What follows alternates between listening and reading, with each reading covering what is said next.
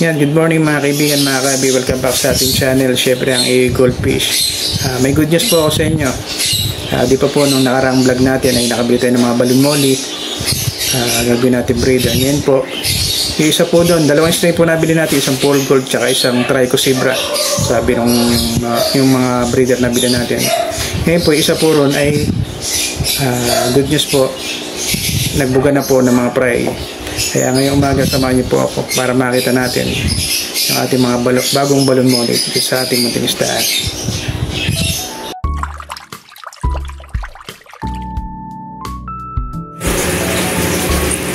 Yan mga kaibigan, ito yung balloon molly natin, yung Paul Gold. Napakaswerte talaga natin sa Paul Gold Perabalis. Yan yung breeder natin na nabili nakaraan. Bale, magti 3 weeks na rin sa atin yan. Ngayon, nakapagbuga na siya. Ayan yung mga prime mga kaibigan. Tapos yung iba, nagtatago pa, hindi pa natin makita yung ibang mga anak niya. Pero ngayon, mukhang buntis pa siya or may laman pa siguro dyan. Kahit na medyo lumit na siya dahil nakapagbuga ng prime na, mga anak pa ulit. Ayan yung ibang prime mga kaibigan. Tatago sa damo. Dito ko siya nilagay sa breeding cage na to. Nilagyan ko lang halaman syempre para pagtataguan ng mga fry. Mamaya natin na yan, baka may stress, bulabog pa. Kaya tingnan mo natin ibang ating isda rito sa ating munting isdaan. Ito yung isa nating balloon molly. Bali yung nabili ko ito, iba yung breeder nito, tsaka ito iba rin ang breeder. Dito sa nabili ko na to, mas nauna sa ng 2 araw siguro. Sabi sa akin nung napagbilan natin ito, Trico Zebra nga daw yan. Tapos 1 to 2 weeks daw bubuga na. Pero ngayon magti 3 weeks na sa atin, wala pa rin nailabas, wala pa rin fry. Ewan ko bakit ganun. Tapos dito naman tayo, update ko na kayo sa ibang isda natin. Dito na rin tayo. Ayan. Ayan, medyo cloudy yung tubig, hindi pa ako nakapag water change ngayong maaga. Ito yung mga fry natin ng yung goldfish fry natin. Ayan. Medyo malaki-laki na sila.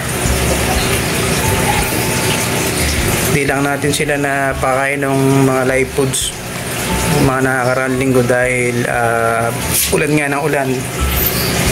Mahirap magpakain ng live foods kasi umuulan nga, hindi tayo mapag-change water ng gusto. Pero ngayon medyo lumaki na sila.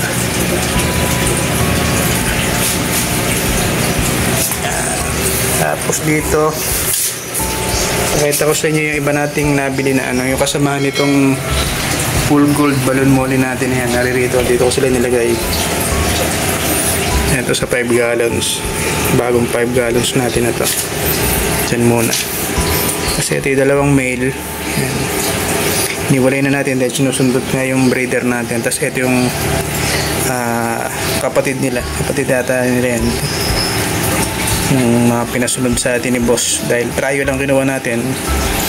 Bali trio, tapos dagdagan niya ng 3 piraso, 6 na Paul Gold ang nabili natin, Paul Gold balloon molly.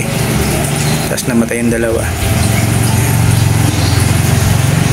Sana maparami pa natin sila para may pang out tayo mga kaibigan. Tapos ito yung flower horn natin. Yan, bees lab natin na flower horn. Lalaki po yan. Tapos ito yung bees lab na babae. Dito mo natin nilagay dahil nagkasakit yung isa nating flower horn na babae. Kasama niya sa tank, may divider lang sa gitna, kasakit, kaya hiniwalay natin. Kasamang palad, isang flower horn natin na female ay namatay na. Dito ko siya ginamato, kailang namatay na siya. Tapos ito naman yung nandoon sa 50 gallon sa labas. Ito yung Thai natin, import galing Thailand na nabili natin dito sa Malolos, kakilala natin. Yan, malaki na rin siya. At yan mga kaibigan, natatapusin na natin yung vlog natin yung araw. I-update ko na lang kayo rito sa breeder natin na full gold. Tsaka kung yun ang magiging anak niya o fry niya.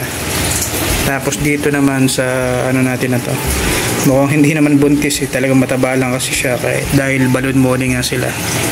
Pero ganun pa man ay okay lang yun, ganun talaga. Mahalaga meron tayong panimula na balloon molly. Yun lang mga kaibigan, maraming salamat sa inyong panonood sa ating YouTube channel. Hanggang sa susunod po, maraming salamat. Bye bye.